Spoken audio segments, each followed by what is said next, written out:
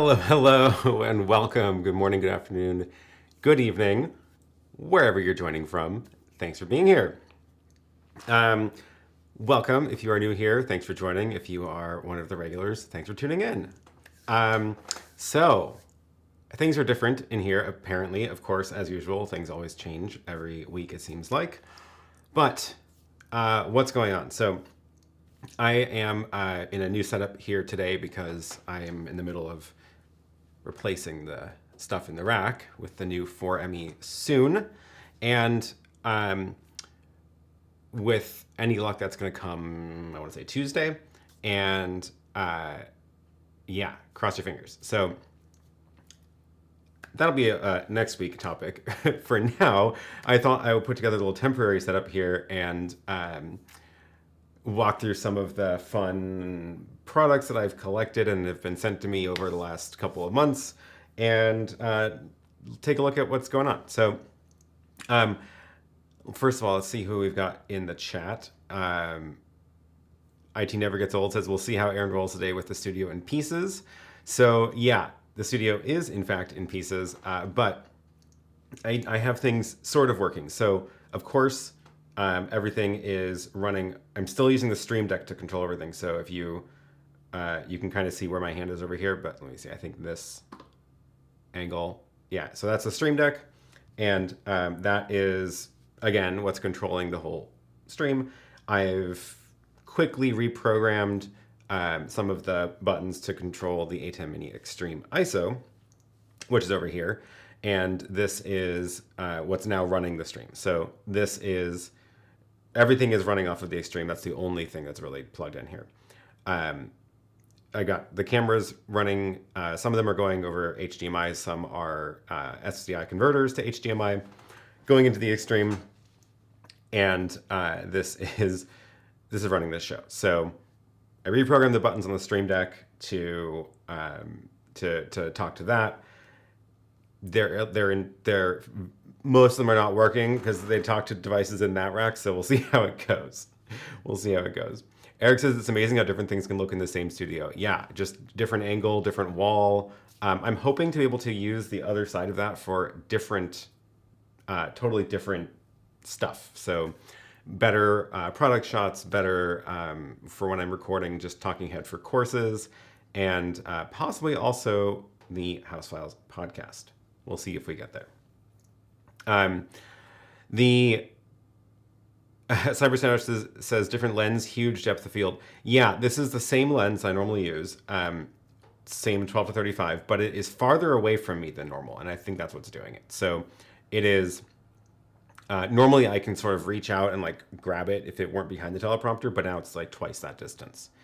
And that's what's doing it. And it is f2.8, just double checked.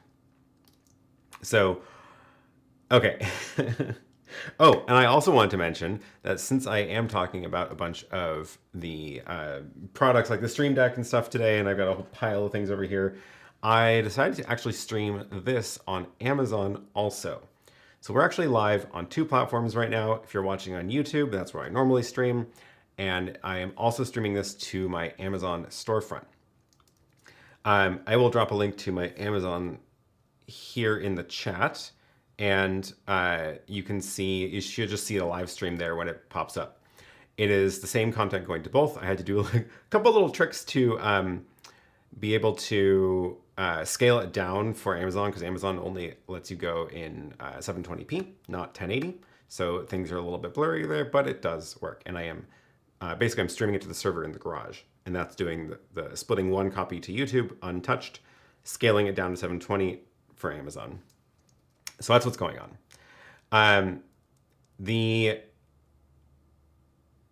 Yeah, okay. Couple good questions coming in. I'll get to those in a second. But yeah, I wanted to start off with the Stream Deck XL, which is running the show. Speaking of the Stream Deck, there's a new Stream Deck Plus, which looks like a few of you already have it. It's a great tool, works in combination with Keyboard Maestro to control non-shortcut items in DaVinci. That's cool, yeah. I did actually order one just because I was curious about it. They theoretically shipped support for it in Companion already, but it didn't work when I tried plugging it in and connecting it, and I couldn't figure it out. It might just be like a Unix permission things or something. So I don't know. It wasn't finding it, so I haven't had a chance to try it out yet, and I didn't. Then I tore the studio apart, so I didn't actually get a chance to plug it into a proper computer to try it that way. So that's the that's the deal. It looks cool though. I like the little knobs. I think it'll be interesting to try some. I'm hoping I can get to work with the Companion, because then I can make it do things like control super source layouts or things like that. Lots of good questions coming in. Oh, I totally missed this during the countdown. Media Rex, thank you for the super chat. Appreciate it. Thanks very much. Always appreciated. Thanks for being here. Oh yes, okay. I did also want to mention since we started talking about what's on my desk here. Let me see if I can actually get this camera to show you something, and you can see a little bit more of what I'm looking at here. My desk here in front of me, I've got the computer for the chat, but this is what's doing all the work. I got the iPad plugged in, which is doing the graphics and the comments. That's with the LiveApp Pro. That link is below. It's kind of hard to Google, but the website is liveapp.pro, and it'll redirect you to the page to find the iPad app. So that I'm actually just using it for the overlay feature today, not the other features in it. But that's got the website with the chat and stuff like that. And the ATEM Mini Extreme is, of course, in the PK1 stand, which is why I can mount an iPad onto it. It's got a little iPad adapter for it. Tipping it up at the angle, so it's a little bit easier to use. And I can't really show you the other side of it, sorry. But yeah, so that is a PK1 Extreme stand. We are actually doing a discount on that. If you go to pk1.tv and go to any of the store links, then there's a Black Friday discount on that for the rest of the month. So it's like extended Black Friday. And there is a coupon code. I posted it on my Instagram, so if you follow me on Instagram, you'll see it in my stories there as well. I'll make sure to post it there again in a little bit. The code, I will drop the code in the chat in the meantime, and if I can find it, I just lost it. I think it's actually just on the storefront. Yeah, there it is. The code is BFCM 2022, and if you just are on the NX3D store there or the Australia store, you will be able to use that coupon code there. That is, yeah, we've got all sorts of, is this gonna work? That's gonna work. All sorts of, any of the PK1 products are discounted there. So, okay, back to the questions, because I've got a whole slew of them queued up here. Graham says, if the knobs can be used to control my PTZ camera with Companion, then I'd be tempted. I will let you know if I can get that to work, although I'll have to mimic a PTZ camera because I don't actually have one here. Brian says, your camera position seems higher. Did you always sit? I assumed you were standing. I know, it's really funny. I always, when I see people not at a table, I always assume they're standing also. And it turns out usually people are sitting because that's more comfortable. No, I've always been sitting at a table, usually with the keyboard in front of me. And the camera's farther away, and I wanted to get this table in the shot this time so that I can actually like have things on it. That's why it looks different. The camera, I think, is at nearly, if anything, it's actually slightly lower than by like an inch, but it's like pretty much exactly the same height as it normally is. It's eye level. Neil says, by the way, this is a verified stream. Yes, did you notice my little verified pin? That is my verified check mark, so that you know this is a verified stream. Okay. Let's take a look at, oh, yes. you may have also noticed. Oh, Christian, thank you for the super chat. Good segue here. What is the weather panel behind you? Great question. I'm glad you asked. This is a fun little thing. This is a little thing that this company sent to me. The link for that is actually below. Let me see if I can pull it up for the chat, folks. It is a cute little display. It is a pixel grid. Here we go. It is a pixel grid, and 64 by 64, which is quite large, and it has all sorts of fun things it can do. Let me get the little phone app loaded in here because Sven says the cheers are pretty loud compared to you. Okay, sorry, I'll turn those down. I thought I had already turned them down, but I will go farther. The little display behind me. So there is an app you download on the phone, and that is how you control it. But it also has an API, which I'll get to in a second. So by default, if you are just like, you buy this and you can go and, let me get that zoomed in.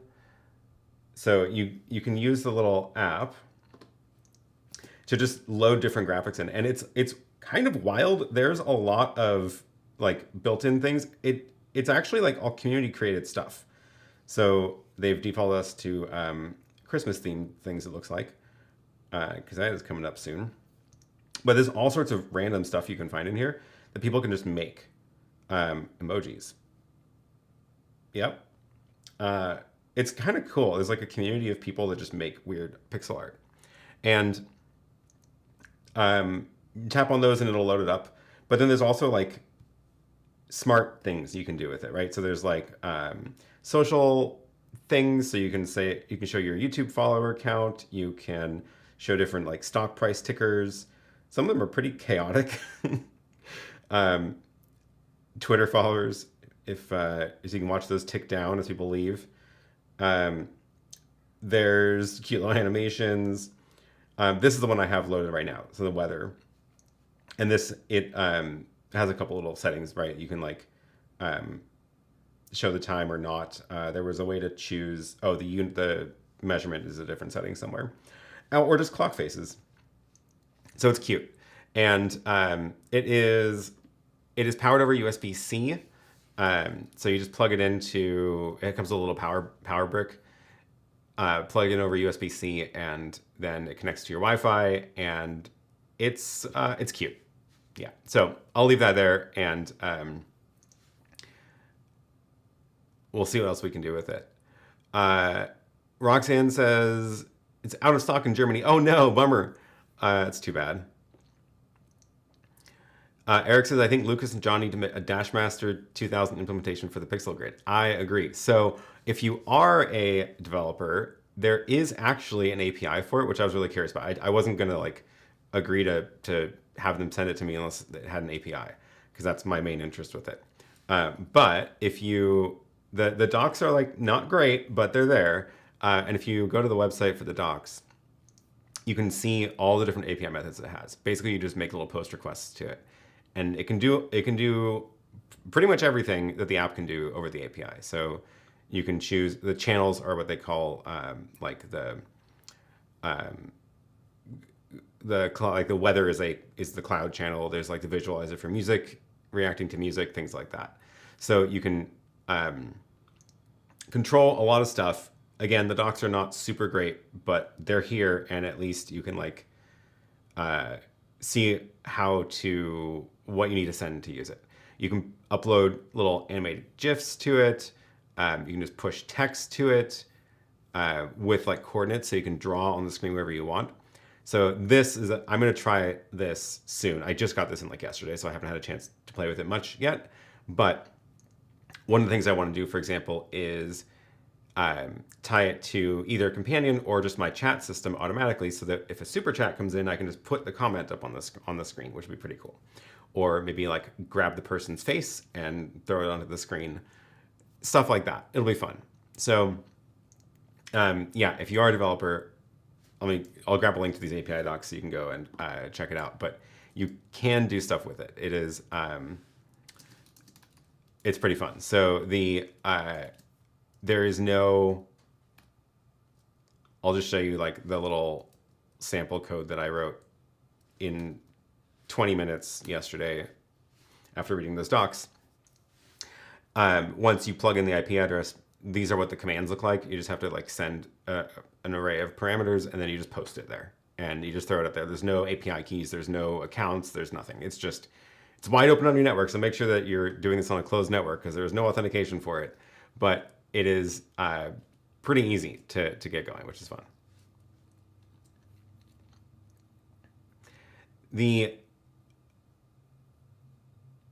Okay, cool. Lots of good questions coming in. But that is the little Pixoo grid. And yeah, thanks to them for sending that. It will probably live in my background for a while until I can figure out more fun things to do with it. Okay, what's next? Let's take a look at some of the questions. Scroll back up here in the chat. Carl says, Extreme ISO recording. So on the ATEM Mini Extreme, can you clarify if I don't select record ISO all inputs, does ATEM record just the program out or clean feed? If you don't check the ISO recording button, then it only records the program feed, which is the same thing that it is streaming. So whatever's in your program window, that's what is recorded. That's it. Chris says, have you thought about setting up a software switch backup system? Ecamm would be fairly trivial to set up with your new box cameras. I have not thought about that. I don't think I have any computers that are fast enough to really deal with it. Maybe this M1 Mac Mini. It's the base model M1 Mac Mini, but I have not thought about that, no. Using the ATEM Mini Extreme, it seems like a perfectly fine backup for me. Neil says, how are you liking the bird dog play and how's that Portland weather treating you?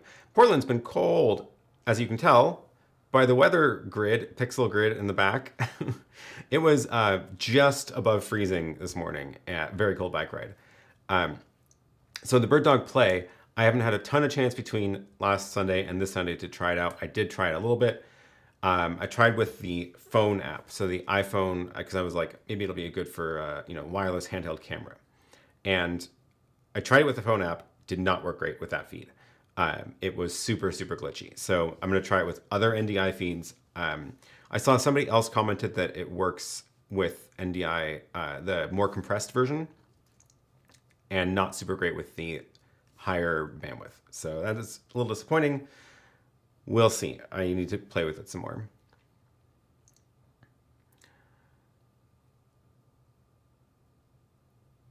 I do live streaming says we want to stream live our beach tennis tournaments. We started with one camera with 4 USB webcams, but the colors were so different. Yeah, they would be. Please suggest 2 cameras to do instant replay. Okay, well, that's 2 different problems. Webcams, they will get you a little ways, but you're going to quickly outgrow webcams. As far as other cameras to use, a camcorder style camera might be the next best step up from a webcam, just because they're relatively affordable and everything's built in. The lens is built in. You don't have to really worry about it, and they tend to have good zoom, which is good for sports stuff. They tend to have better zoom than trying to get a good zoom lens on a mirrorless or DSLR. They are easy to use, and that is probably a good next step up. As far as the instant replay thing goes, that's a whole different problem because you'll need gear to be able to do that, or software. And I don't have a ton of experience looking at instant replay solutions, so I'm definitely not the person to ask about that. But that'll be either the live streaming app that you're using might have an instant replay feature built in, or you would have to have like a separate thing to deal with that.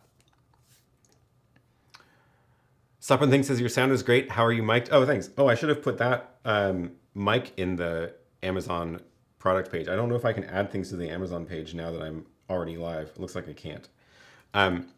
The microphone is, let's see, does this one show it? Yeah, well, sort of. It's actually behind. So you can see this camera. This is my overhead camera. The microphone is right behind it over there. Oh, you can see it. There it is. It is the Audio Technica. I did link it in the YouTube description. AT875R, I think. So it's right up there, and it's a little bit farther away than it normally is, but that's just because of how I've got things arranged in here, but hopefully it sounds good still.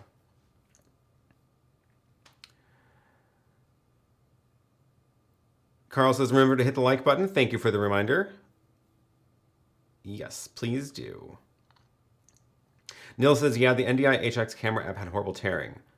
Yeah, that's what I saw with the bird dog.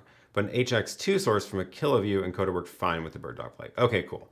Yeah, I'll have to do some more experiments with that.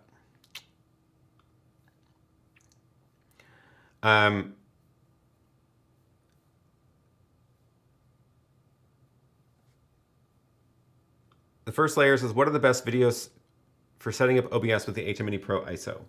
I don't have a ton of content about OBS here, but there's not much to it really, other than like you plug in the USB cable and it shows up as a webcam in OBS. So anything you would do with OBS normally applies. It's just that instead of OBS knowing about 4 or 8 cameras, OBS sees only one camera and then you switch it on the ATEM itself. So it frees up all the resources in the computer, which is really good. Yeah, I don't have a ton of videos about OBS just because I don't use it for much. Do you need port forwarding for the Magewell? And I saw another port forwarding question here too. Depends on how you're using it. If you're streaming from outside your internet, then yes, you will need port forwarding from your router to the Magewell, and then you'll need to know your public IP address and stream to that. I tend to use it mostly internally here, so I'm streaming from a device in my studio to the Magewell, like a wireless camera or some other encoder somewhere, like a YOLO box that's on my Wi-Fi. So I don't do port forwarding for that because I just use the internal IP address of the Magewell. But if you want to be able to stream to it from outside, then yeah, you would need port forwarding. Bird dog play doesn't need port forwarding. There's the other question. Still no bird dogs in Germany. Oh, bummer. No, so NDI assumes everything's on the local network and it does like auto discovery and stuff. So, and there's only the NDI 5 that is really meant to work over the internet, but most of it's meant to work on a LAN. So you wouldn't need to use port forwarding. As long as everything's on the same network, everything should just pop up and you should just see it. So when you load up the web interface to go choose sources, it'll just find NDI sources on the network. And Circuit Baker says, have you tried NDI from the Shoot app to the bird dog play? I didn't know the Shoot app supported NDI. Is that a thing? I was not aware of that.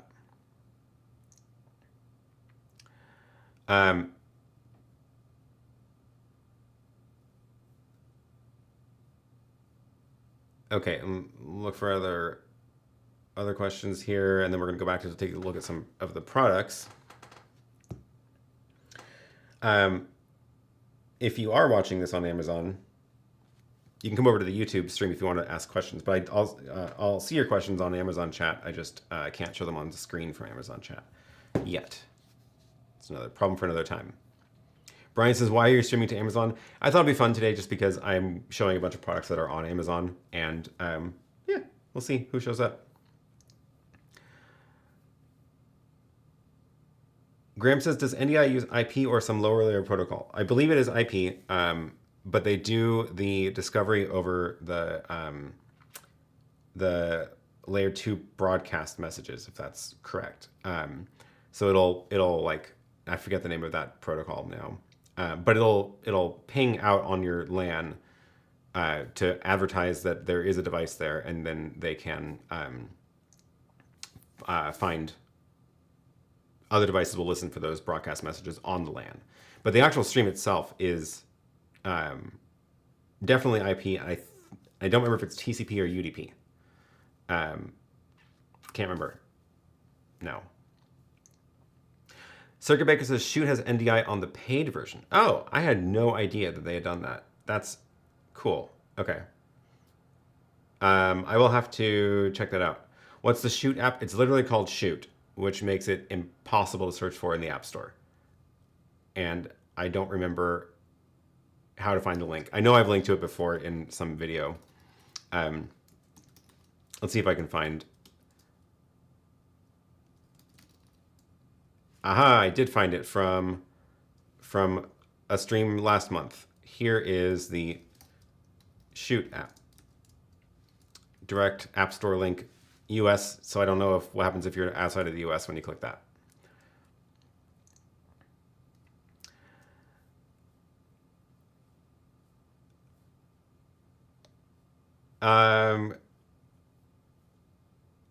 Okay, we are going to take a look at something else here.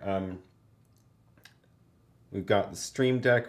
Oh, okay. A couple of little small things. Let's talk about a couple of little small products because those are fun. The cables. This cable. I am a fan of this cable. This is something that I have bought myself. It is a.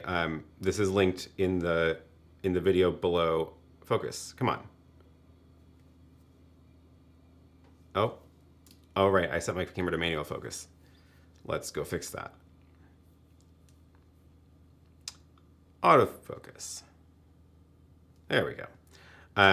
This little USB cable, I use this for hard drives. So I'll take my hard drive and plug it into the ATEM Mini Extreme with this little cable. I'll use this cable for connecting those hard drives into my computer when I'm editing. I just like how flexible and small it is. I don't like bulky cables, so this has been doing very well for me. I have like 4 of these now, just because I keep collecting them because I have them all over the place. Super useful, highly recommended. That link is in the description, and if you are curious about the rest of these, I'm going to drop actually this whole link to my whole storefront I made for this, so that you can browse through all these products. Amazon store front with all products. So that looks like, I'll show you on the screen here. That looks like this. And this is, you can also follow me on Amazon. And then you'll see when I make new lists. But that is this little cable here. It is currently $12, which is a perfectly acceptable price for it. Sometimes it goes on sale. I don't know if it's going to be on a Black Friday sale, but these kinds of things sometimes do. Yeah, USB 3.1, supports 100 watts if you wanted to charge over it. I have not done that, but it is a solid little cable. I definitely highly recommend it. And again, that's just something that I bought myself because I was looking for a nice flexible cable. Then another small little fun thing is, oh, is that a storefront for this stream? Where did that question go? It is. It is a storefront for specifically the things in today's stream. If you go to my main Amazon page, you can see the rest of the little lists I've made. Then we've got this little thing. This is one of the things I've got on my in my keychain video, but this is a little keychain pen. And again, it's just useful to have a pen around sometimes. And the way it works is you just pull off the lid, it extends, and then you keep pulling, and it pops out. So the cap is what goes onto the keychain. That way this stays on your keychain, and then this is just a handheld pen that is almost normal size. Very nearly normal size pen. And it's quite comfortable to write with. And then if you want to put it back on your keychain, you just pop it back in there. It kind of like snaps in that last little bit. And I don't know, I've had this now, and there are so many opportunities to use it that you would be like, oh, why don't I have a pen? And you're like, well, I do now because it's on my keychain. And the last keychain accessory is this little flashlight, which is ridiculously bright. So the way this works is you can just like momentary press, And if you have your finger held down on it, it'll light up until you let go. Or if you want to lock it, you can double tap. So if you double tap it, it'll stay on. And I actually had to use this last night because I was here at the studio after dark, which is unusual, but it gets dark at like 4:30 now, so it's happening more and more. And I forgot that outside there aren't actually proper lights in the yard with all the construction going on. So I couldn't see what I was walking on, and this came in handy. This is a yeah, it's a great little flashlight. It's really, really bright. It's hard to describe how bright it is. It will light up this whole room. And then once it's in continuous mode, it actually has different brightness levels too. So I think it's if you tap. Yeah, so there's dim, there's medium, there's really bright. And I think in the really bright mode, it limits itself to like 60 seconds, otherwise it'll overheat, but it can stay in this middle mode for a long time, and it's still really bright. And then long press to turn it off. But yeah, I use it a lot for just like also looking around in the rack.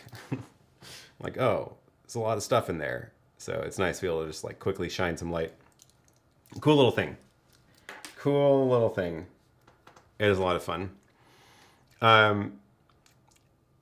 AK filament, I have that exact same cable. Nice, yeah. Oh, and Brian bought the pen. That's awesome. Sometimes I use a keychain lamp on my bike when the light does not work. Oh, yeah. The maximum bright mode works a long time. Okay, well, let's test it out because I remember reading that it cancels out after, it turns itself off after a while. But let's see.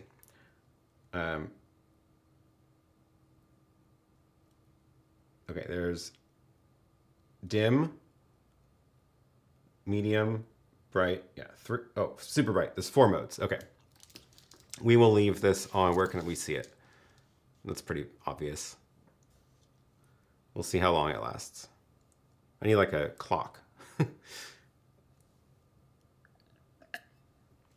Oh, the weather thing would be a good clock if I had a clock on it. Okay. Oh, that's in the way of my mouse pad. There's the question. Is it a storefront specifically for the stream? Yeah, that is these products for this stream.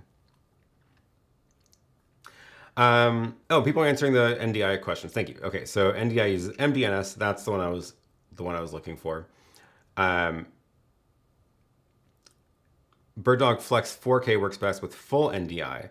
Yeah, I think the Play does not. Thanks for the MDNS detail. Nil says NDI HX2 can go out via TCP, UDP, multi-TCP, or reliable UDP. Okay, all the protocols. Great. Graham says, I like that cable. There's not a lot of room between the ports on the back of the ATEM. Yeah, that is true. That's another advantage of this, is that it's not super wide.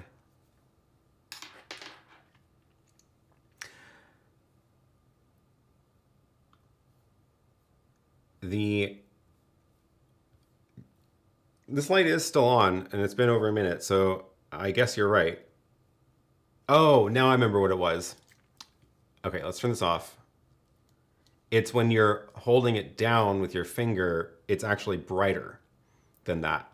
And this is the one that it can't sustain for more than like 60 seconds or something. But also I can't hold it down with my finger for more than that long anyway, so it's fine. I'm waiting for it to turn off. Is it going to turn off? It's getting hard to pinch, so I think I might just give up.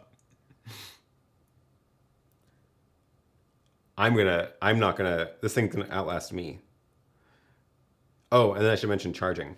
The charging it is, where's my camera? Charging it is a little USB port here. It is micro USB, not USB-C. That's the only downside, is that the charging port is micro. But it's very small. Okay, this is lasting a long time too. I'm gonna give up.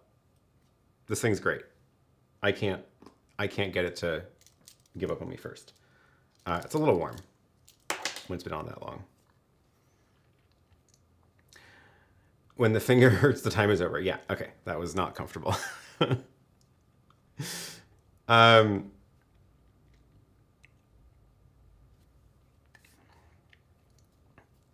You do some little hand stretches now.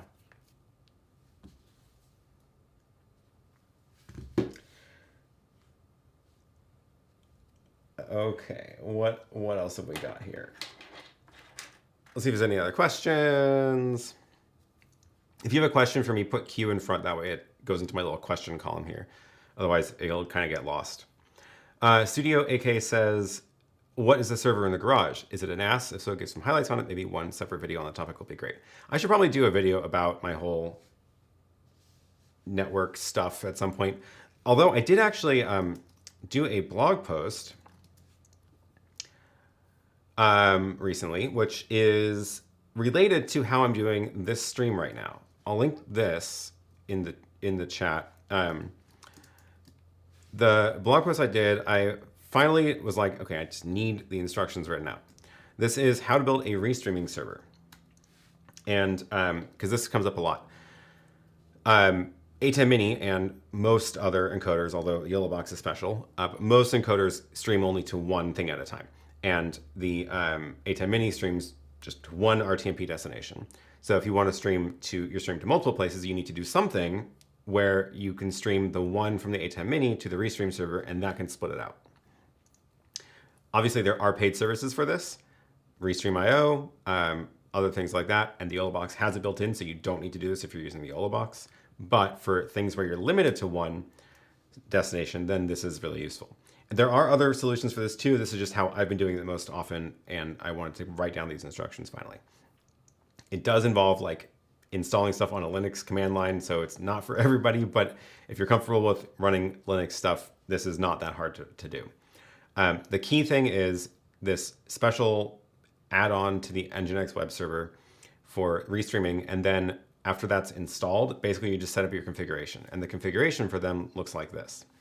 You create the name of where you want to stream from the ATEM Mini to this machine, and then you can just put multiple RTMP things on separate lines here.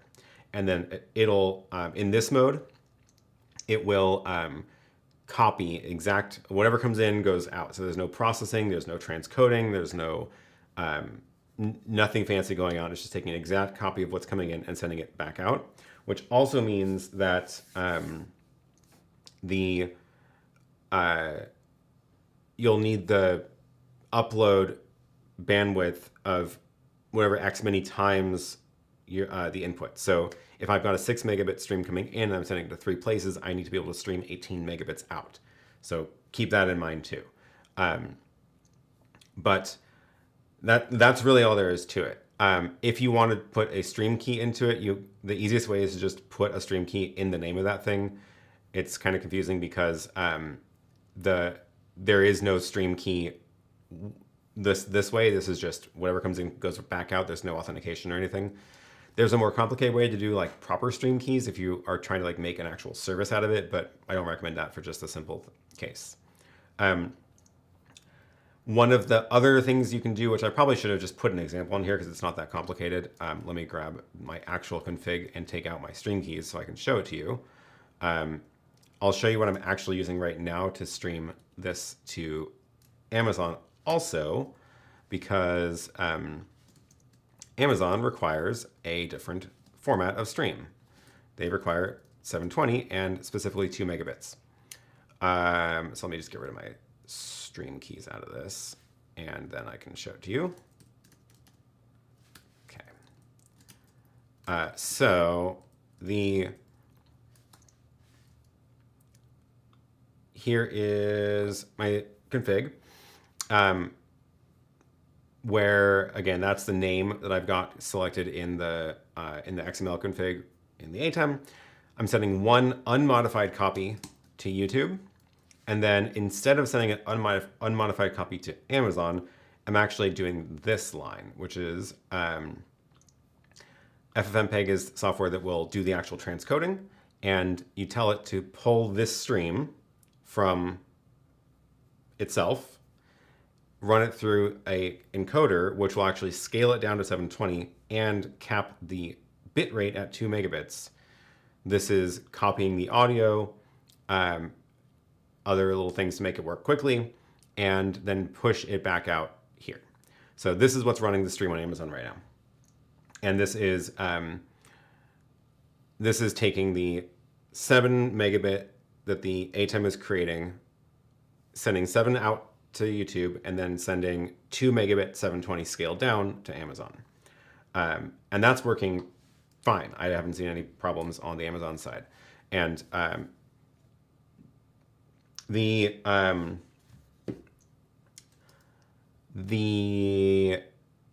Amazon side, what was I gonna show? Oh, the delay. That's what I want to show you, was the delay. So if I go to the stream, let's see, what's the best way to show the delay? I need a timer. So I'm going to use the giant display behind me and turn that into a clock really quick. I think there's a way to have a stopwatch. Yeah, here we go. So if I go into the app, go stopwatch, and just start that, then look behind me and it's counting up. Okay, so that means I can show you, I'm watching the stream back on Amazon, so I can put both on the screen and we'll see the delay. So maybe I should actually get YouTube up here too, just for fun. Let's put the Amazon on one side and YouTube on the other, and then we can see the delay.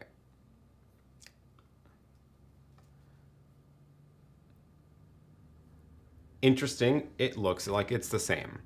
So, oh, okay, it's tunnel vision. Ignore the tunnel vision effect, but you can see the clocks. I don't know how I can point to it effectively. Here, can you see that mouse? Yeah, here and here. This is the YouTube one. YouTube and Amazon are basically in sync as far as I can tell. That's what's happening. And then they're both about, what is it? They're both about 3 seconds away from live. So that's not bad at all. And now I need to get rid of all these screens in front of me because I can't keep track of what's going on. But yeah, about 3 second delay.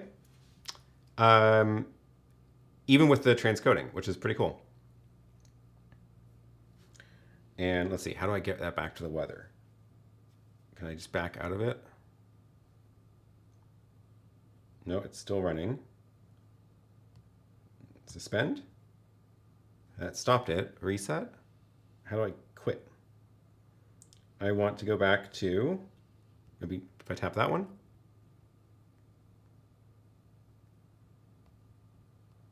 And there it goes. Okay, cool. Eric says that pixel frame is coming in handy today. Yeah. Also, sometimes I stop moving and you can't tell if the stream froze. So maybe with a little bit of motion there, you'll be able to tell that it's still actually live.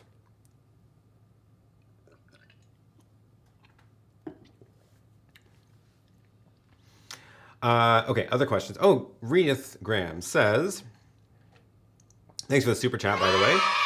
Check out the Fenix E03R. It's a smaller keychain flashlight than that and has USB-C and red.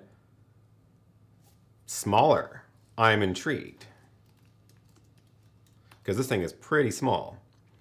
Do we get an Amazon page for that? Let's find out. Yes. Here is E03R. Oh, it looks quite different. Interesting. Let me pull this on my screen really quick. Is it really smaller? I have a hard time believing this is actually smaller. Where's the USB-C port? Oh, I see. That is pretty small. If that's the USB-C port, interesting. And then it's got two lights. One is red, you said? Yeah. I'll take a look. It is pretty small. If that's the USB, I'm trying to picture that compared to this one. So it looks like it's a little bit shorter compared to this, right? Cool. Well, thanks for the tip. It's not a cylinder though. That's my only complaint. Is I like I like the cylinder. I feel like this is good for maybe not keychain, but good for pockets.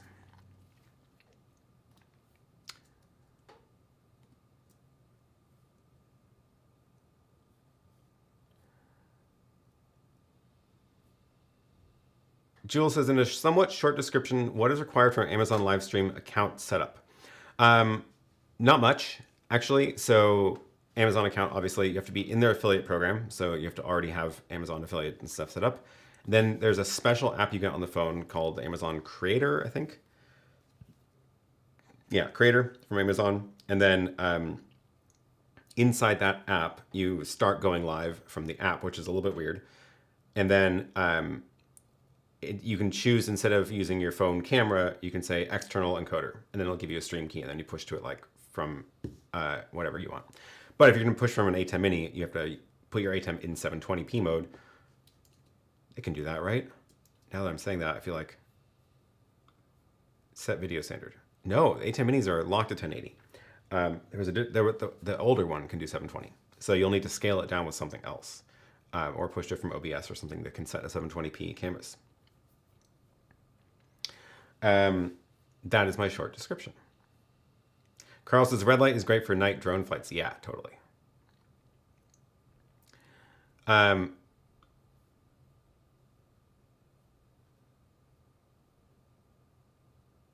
Chris says, I thought unless you were using the Olabox web service, which is now a subscription service, you could only go to one CDN.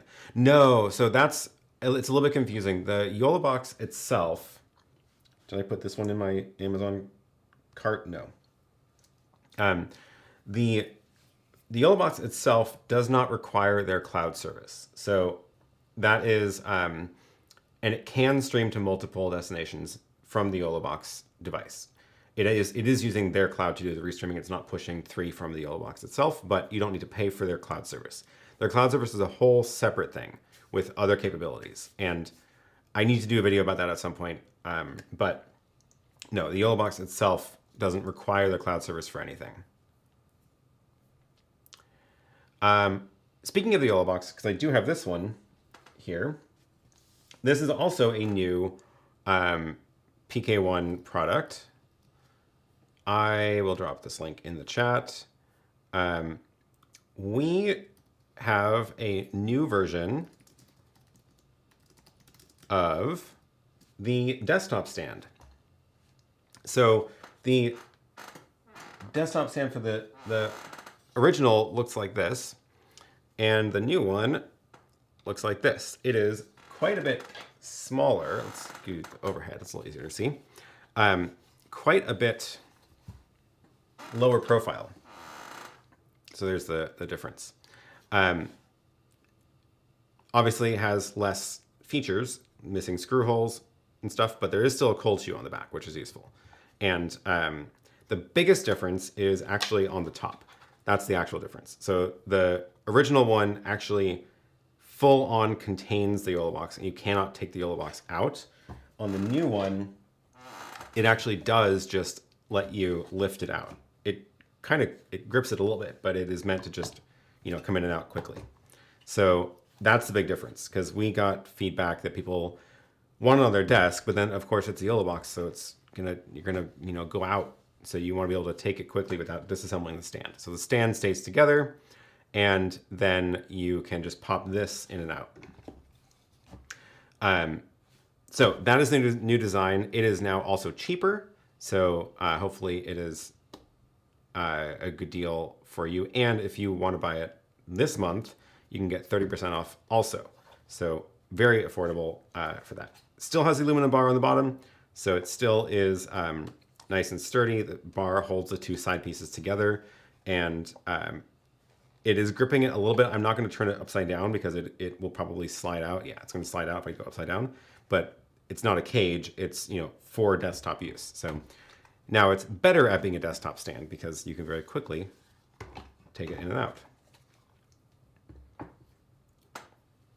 So that is the new stand. There we go.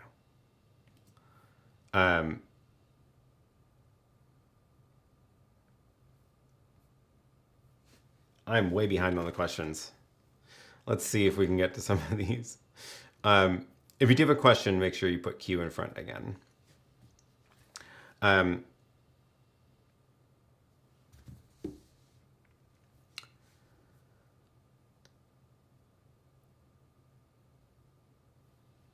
Okay, let's see if there's any other YOLO box questions.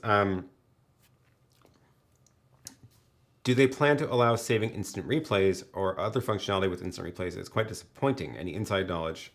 I don't have any inside knowledge. Yeah, the replay feature is, I guess, pretty basic right now. I don't know what everybody wants from replay features. I don't do a lot of filming of things that require instant replays. Most of my experience live streaming is in here and in events like conferences, which that would just be weird to do instant replay of like, oh, that was a good joke. Let's hear the instant replay. But I don't have any inside knowledge about what they're planning. Oh, Graham asked about latency, which we already checked out.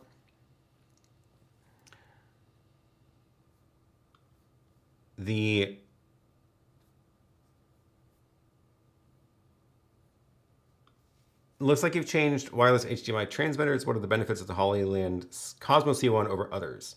Yeah, so this one's the Cosmo C1, which I think I linked to in the YouTube description here. This one, it is slightly different antenna styles, but I feel like all of the ones that I've used, let's see, I think, yeah, they sent me this one. I bought the first Hollyland I have. And then CineEye also has the ones with the 4 antennas that they sent me a while ago.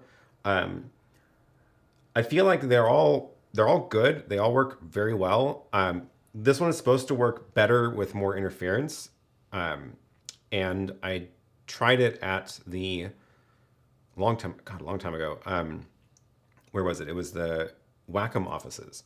Went over to their office for one of the streams and ran around the room with walls in between, and it held up well.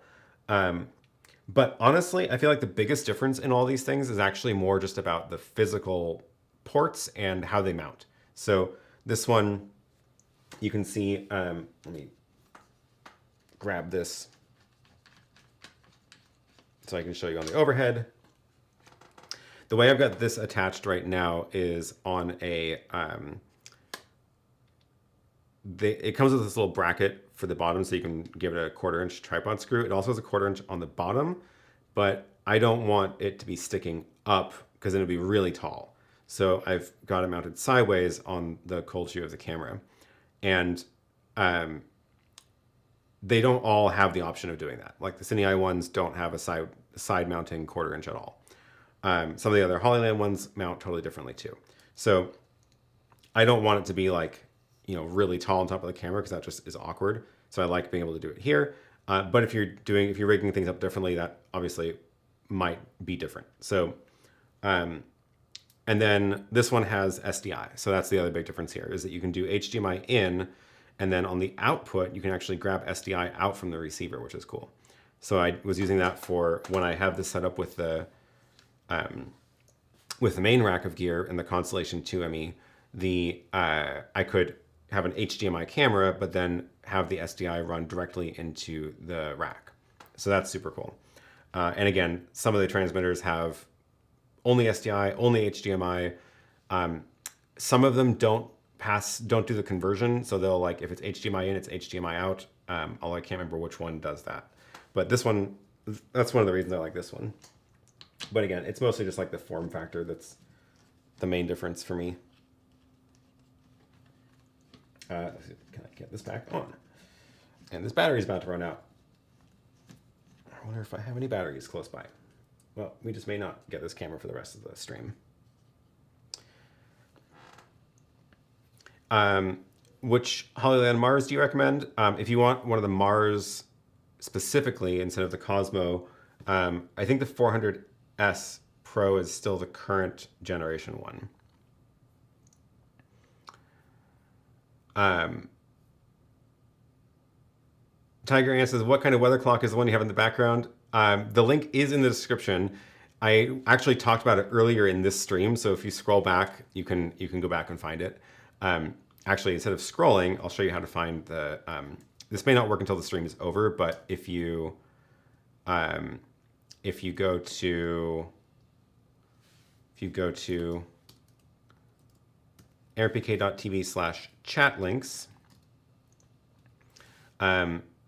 then you can see all of the different links I dropped in the chat and all the times to streams I've mentioned them. So if you scroll back here, you'll find the link to this Divoom, that's what it's called. And this one, so that's where we were talking about it. That link actually should work now. So if you just click on that link, it'll jump you to the timestamp in this stream where we talked about it. And then you can see the whole overview.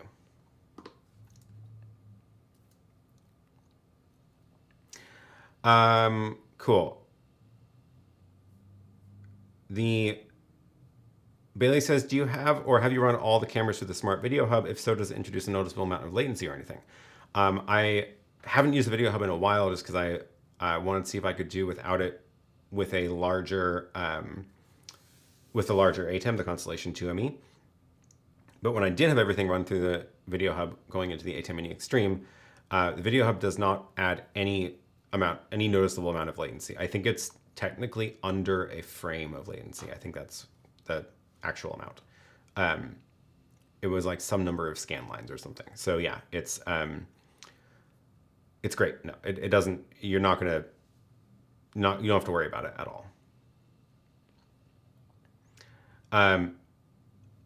Mark says, just logged in, not sure if anyone, if asked yet, does the new Stream Deck support have companion support? Theoretically, yes. Although I have not been able to get it to work yet in the hour or so I spent trying. But theoretically it is in the latest code. It just wasn't showing up as a surface for me. I don't know why. I installed the latest and everything, but I'll play with it more and eventually I'm sure it'll work. It is a little bit weird though because it doesn't, it obviously has things that are not in the main companion interface. Like it doesn't, like it's got knobs and a long skinny screen. So it's totally different than how you normally use companion. So we'll see what they have planned for it.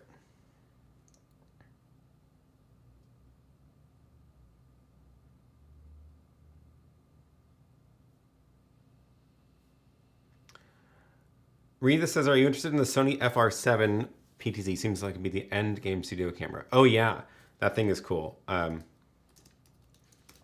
It definitely looks good. It's, I mean, it's also like what, $10,000? Yeah. So that's great and all. Here it is. It looks great. Definitely, I'm sure it's fantastic. It pretty much is exactly like what you want for high-end studio cameras. But that's a lot. That's a lot. I mean, sure, it's like ends up being roughly the same, probably only a little bit more than if you were to buy all the parts separately for that kind of kit.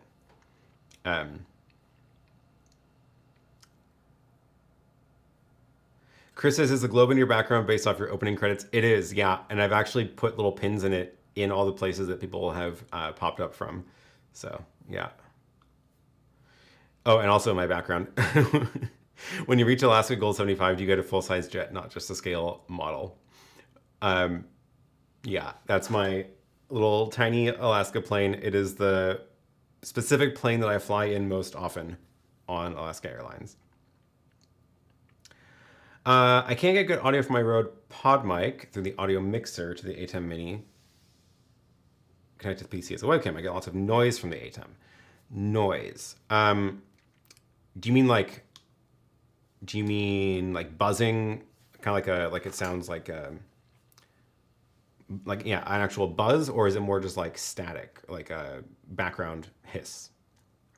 If it's like an actual buzz, it's probably a ground loop problem, which can happen depending on how you're powering things and how they're all connected together. One tip for that, let me grab this. I should be able to grab this link. I did remember what it was called.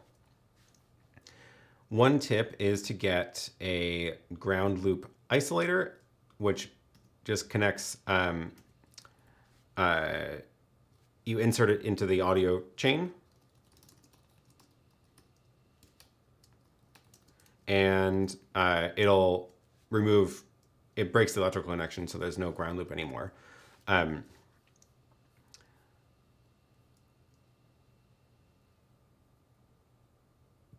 The otherwise, yeah, let's see, Rode Pod Mic. I'm trying to remember what that one is. That one is the, is it XLR? Yeah, it is XLR. Going into a mixer. So yeah, it depends on the, the ground loop thing may be caused by how you've got the mixer and the ATEM and the computer all powered. Oh, you say white noise 50%. Not sure what that means. If it's just like, oh, I have a feeling I know what's going on. Okay. In the ATEM, when you have your audio in your audio settings, in general, this, you have to make sure that the ATEM is set to either mic or line properly, depending on what's plugged into it. So if you've plugged in a mixer into that, then like a regular like desktop style mixer, you'll want to set it to line. And if you don't, it's going to be like boosting the gain a ton and you'll hear just noise. And then the opposite is also true. So if you've got like a camera microphone, like a on-camera mic, or if you are using an interface that has a mic level out to use for cameras, make sure you set it to mic, otherwise you won't hear it at all. That's probably what you're hearing. I suspect that's what it is. So that's, yeah, in the little gear icon in the audio tab under general, and then there's the settings here.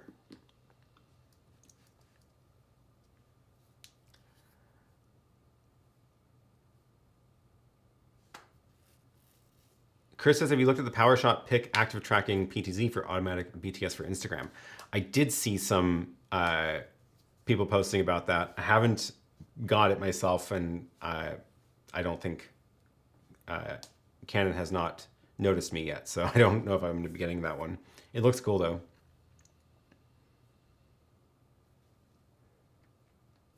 Rick says, do you have an opinion on using camcorders with the YOLO box for long-form streaming? Specifically, is there a preference between the Canon HF-G50 and the Sony FDR AX53?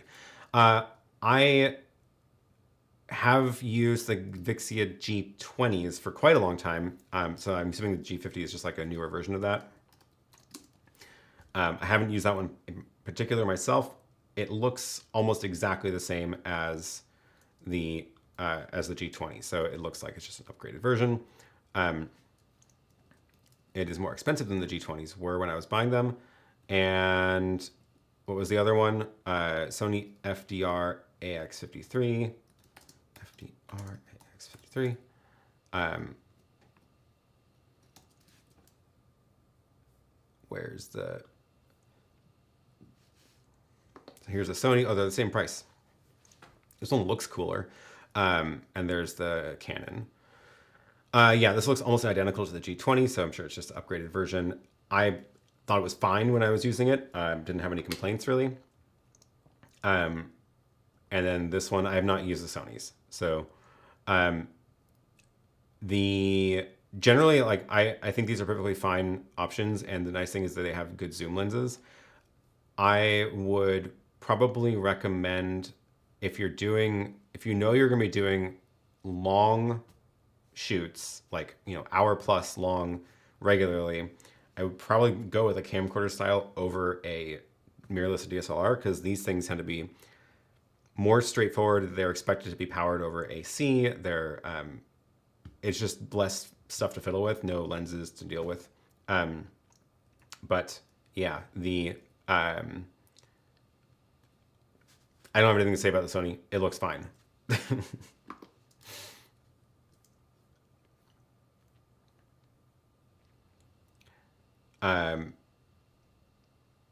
Oh, Lily says, is it too late to request a new layout for the stream? I think we can do that. Let's see if we can get this to work this time.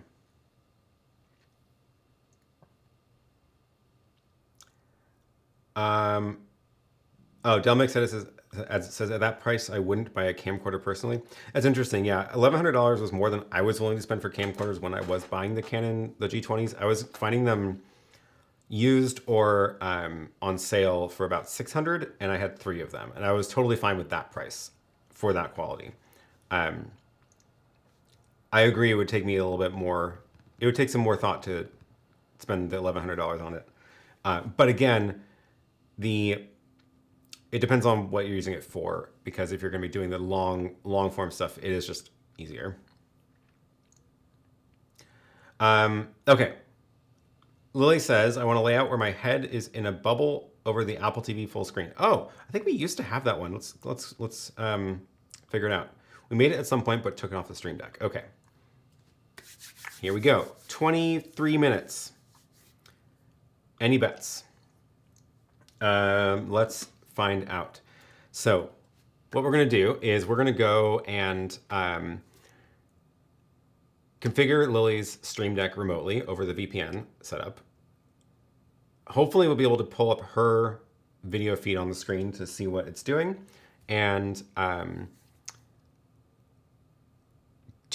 don't have any of the layouts in here made yet, so I need to do that really quick. Because I want to show this, but then I want her video feed also on the screen. So we're going to do that first. We are going to, I think we're going to use, oh, that was doing some important work. I forgot about that. I can't. The iPad is running the chat, so I can't use Mix Effect from that one. Let's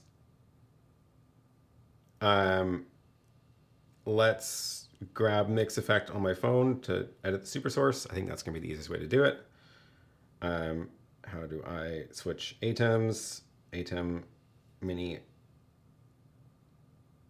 Extreme. Okay. And then super source, unlock. Okay, so main 1, we need to crop me on the bottom to make room for another screen. Let's do that. Let's scoot it. Oh, and Adam added little jog wheels and fine little buttons for doing fine grain adjustments. That's super nice. Okay. And then we're going to take box 3. Oh, I don't have the Magewell plugged in. So much for that. Okay. Low tech. Let's see if the little converter that I tried to use last week works today. Lily's multi-view.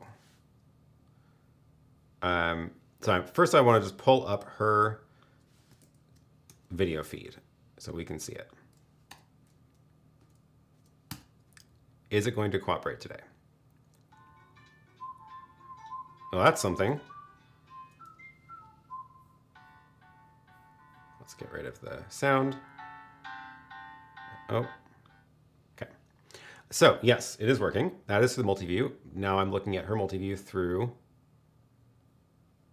VLC. I don't know why the countdown is running. So we need to go over to her ATEM here. Thankfully I have the chat in another tab here so I can at least look at what you're saying. 10.10, 200. I always forget the IP.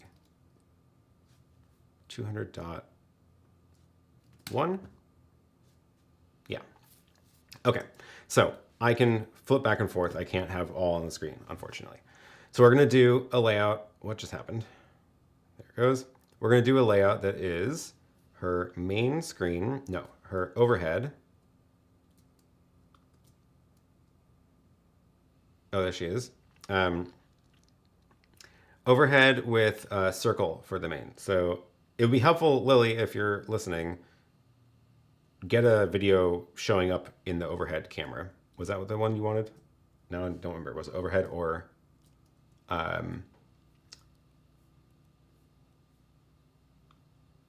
Apple TV, not overhead. Okay, so we got to turn the Apple TV on.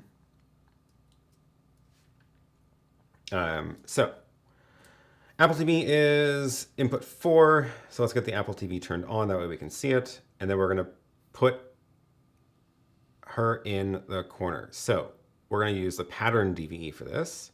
And it's for a circle, fill source, main camera. There's the iPad. And we're going to use upstream key 1. I think that's fine.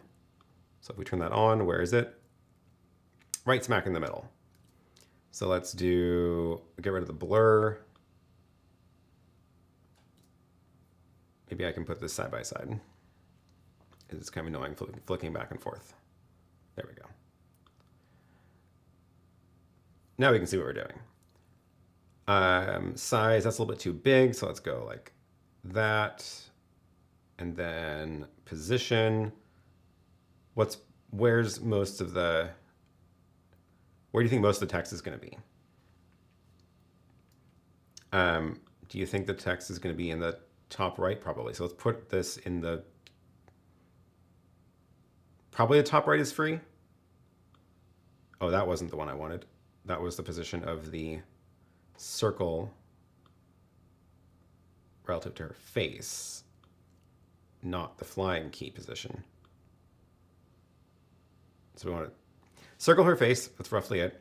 And then flying key is how we can scale that down into the corner. So half size, we can go a little bigger on this, just in case she moves around a little bit. Oh, it's a little bit delayed. When I make a change on this, it takes like half a second to get the feedback back through VLC. Not too bad though. And then we can shrink down to, let's say, maybe 0.4. And then once we got it where we like it, we're gonna make a companion button for it. So let's do that. 10, 10, 202. And I did upgrade her companion so that it has the learn button, because that is my new favorite button in companion. Check this out. I think we're gonna use this page, it's the main page for her show. So we're gonna make a new button here, which is Apple TV plus circle. We can rename it. Lily, let me know if that works for you. And what we can do, check this out. So upstream set, no, there's a better one. Upstream set, oh, okay, we do have to do a bunch of them. So set inputs. ME1 key 1, fill source, but if we click learn, it'll just memorize it. ME1 key 1, fill source, key source, okay. Then we do upstream set mask. This is the one where there's a whole bunch of settings, right? So key 1, these are the defaults, and if we click learn, it'll pull them in from the ATEM. Oh, mask, we're not using it, so it did uncheck the box, which is right. Do we get... Oh no, they don't have... Maybe this is it. Yeah, okay. We're gonna get rid of this one because it covers all those. Change DVE properties, click learn, there we go. Now I don't have to copy all those numbers down. So it grabbed all those for us. And that includes the mask, it includes the shadow properties and all that stuff. So cool. So basically I just got it the way I wanted it to look in the ATEM software control with the position and the size and all that stuff. And then you click learn and it pulls them all into companion and it saves you so much time, so much time. So yeah, the button doesn't work because we're still building it. And then we have to actually turn it on air. So that just sets the properties. After they're set, we have to say upstream set on air, and we're going to give it just a 50 millisecond delay so it can adjust everything. Key 1, ME1. And then we want to make it this is the one problem with using upstream keys for this is that the getting it off of the air. So when she switches to main camera, for example, if you just go like, you know, set your program to main, the upstream key is still there. So we need to now also add in an action to remove the upstream key on the rest of the buttons. Oh, and I forgot that this button also needs to actually set the program to the Apple TV. So set program input, Apple TV. And that can happen also right when we go on air with the upstream key. Okay, so that button should work, but we have to make it so that these buttons now turn off the upstream key. So upstream key set on air off. Apple TV full screen. Upstream key set on air off. Camera with Apple TV. This one uses a super source. So also this is a nice thing about super source is that it isn't the same as the upstream key. It is just its own sort of source to switch to. So you can cleanly switch between super source and not super source. But switching between using an upstream key for the picture-in-picture effects is more complicated. Let's just, for good measure, do this one so we don't. And then I'm going to make a special button, which is going to be, let's see, those are the camera sources. So that's it. I'm going to make a special button up here, which is called upstream key 1. And this is going to be, actually I might be able to use a preset for this. Key on air, key 1. Because this should toggle and reflect the state. So when we do this, yeah, key 1 turns on. I'm gonna make it slightly less of a obnoxious color. And then if we go like that, it should turn on. And if we go like that, it should turn off. Why is that? Why did that one turn red? ME1 program source, Apple TV. Technically, it is true that when you press Apple TV and circle, the Apple TV is on air.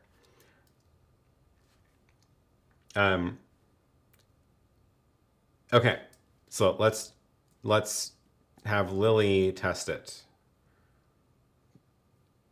She can test all the buttons. So go ahead and press, yeah, thumbs up on that. Main camera should turn off upstream key. Yep, good. So far, so good.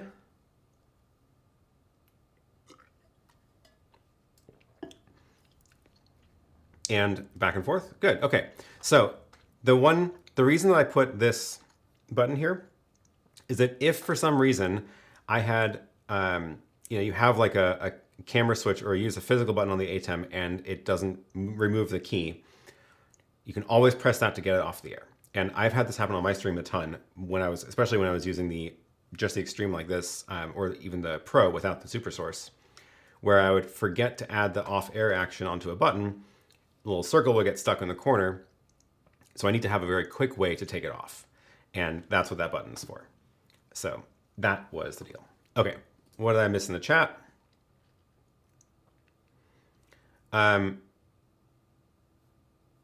Seems to work. Now we have to pick the icon. Is there a bubble? Do you want an icon for it? Because right now it's just text. Good question. Wouldn't making a macro in the ATEM be simpler and call it from companion? Here's why I don't like doing that. I previously did use macros a ton for this kind of stuff, but they've been adding more and more of the actual features into companion that you used to not be able to control from companion, so you'd have to use a macro. Here's the reason I don't like using a macro for it. It's much harder to edit. So if I wanted to make a change to this, like say, oh, I forgot that actually we don't want input 4, we want, instead of the Apple TV, we want the overhead camera. Changing that in the macro is export the XML, go into the XML, find it, change the value, re-import it into the ATEM. It's more complicated. With this, I can just change it here. Also, if I wanted to copy it, I could go like, oh, we're gonna make one over here, which is overhead and the circle. And now we can just keep all these the same, but then switch that to overhead. And now she's got an extra button for the overhead camera if she's using it, and the circle. So that's why I like using companion for it. Also, we would have to again, removed the upstream key from the other buttons, so we're still going to have to do something to solve that problem. Yeah, loads of time to spare. I can remember that this would take you 60 minutes. Yeah, it used to take a lot longer to make these things because it was, yeah, it's just more work dealing with the XML file. Cool, so that's done. And yeah, that learn button in Companion is fantastic. Philip says, since you were viewing her multi-view, you don't have to redirect her destination to YouTube. Correct. I was pulling this up in VLC over the little encoder I left there, so I did not change any settings in her ATEM, so it should be all set to stream to YouTube still. And I like having this remote multi-view now. It's very handy. Okay, got a couple more minutes and a couple more things I wanted to mention before we wrap this up. So the couple of the other little fun products, this little power bank. So this is linked to from the description. This is the Bazius MagSafe. And I don't know why it took me so long to get on the MagSafe train, but I also got this Quadlock MagSafe case. Quadlock I've been using for years, and they just launched the magnetic version. But this is how I attach it to the bike. So I snap it on, but it also now has the magnets in it. Now the battery just goes like that, and it's wirelessly charging the phone, which is extremely cool. So I like this battery. It is very convenient. It does get a little bit warm when it's charging, but I think that's to be expected. And that is great. The other ones, other little quick picks. This Anchor charger, this is one of the ones from the video I did of the ones they sent me. The USB-C GAN Prime series. This is the only charger I took traveling on my last trip to London. USB-C for a computer, USB-C for an iPad, USB-A for my little iPhone cable. It charges everything. It sees it. Had no problem dealing with my MacBook Pro 13-inch. It's great. And then this little thing flips out, and of course I had a little adapter to go to the UK outlet. And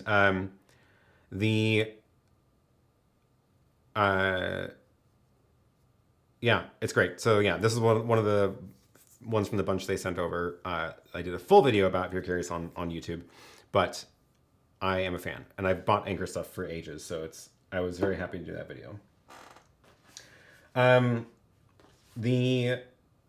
We talked about,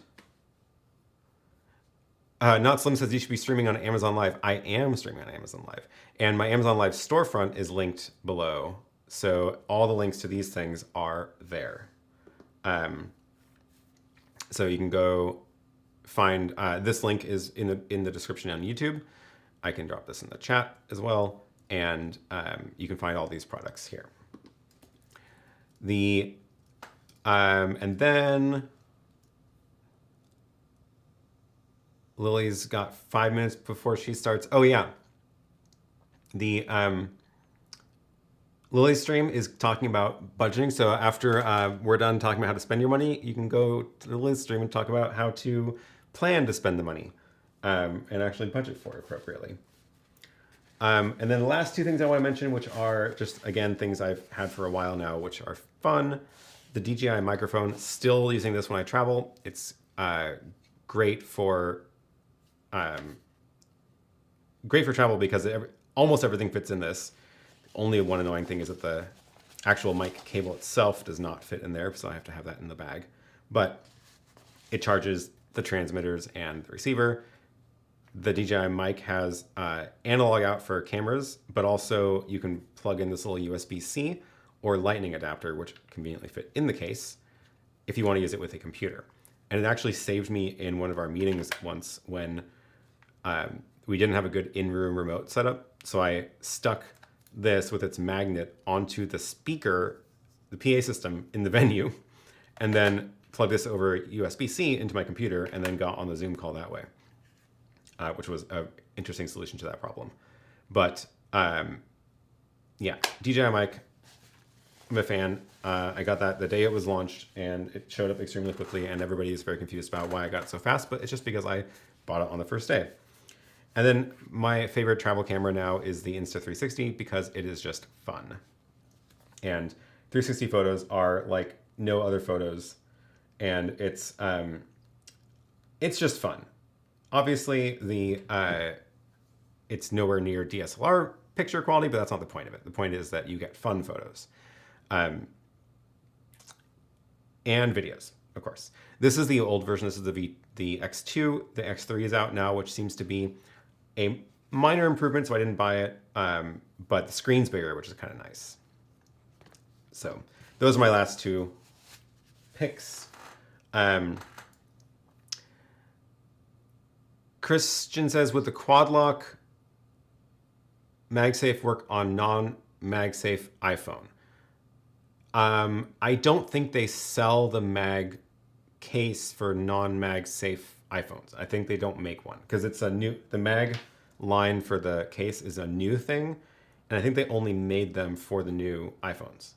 I think that's the deal. Cool. Only a couple more minutes. And we're going to go, this stream should redirect you automatically to Lily's stream, but I'll drop a link in the chat in case that doesn't work. Oh, apparently that link didn't go into the chat before. And, oh, she's already live. 90 seconds to go. And that is where we'll be heading out afterwards. Sorry I didn't get to all the questions, but that's usually how it goes. Thanks for tuning in. We'll be back next week. Again, Black Friday sale on the PK1 stands, including the new smaller YOLOBOX Pro stand with lighter weight and easy, quick release. So it just pops off. Black Friday sale going on that. The coupon code is in the description below and in the chat. And you can find the links to that below as well. So yeah, we will have a good Thanksgiving week if you are in the US and celebrating that. Eat a lot of food in any case. And yeah, we will see you all again next week. With any luck, I should be getting the Constellation 4 ME in the studio this week, probably Tuesday. Going to be a lot of rewiring to do. I'm going to try to set things up better so that it's less of a mess in the rack there. But yeah, that should be fun. All right. Thanks everybody for watching. And I don't have my normal credits screen, but I will see you all again next week. Thanks for the super chats. Bye.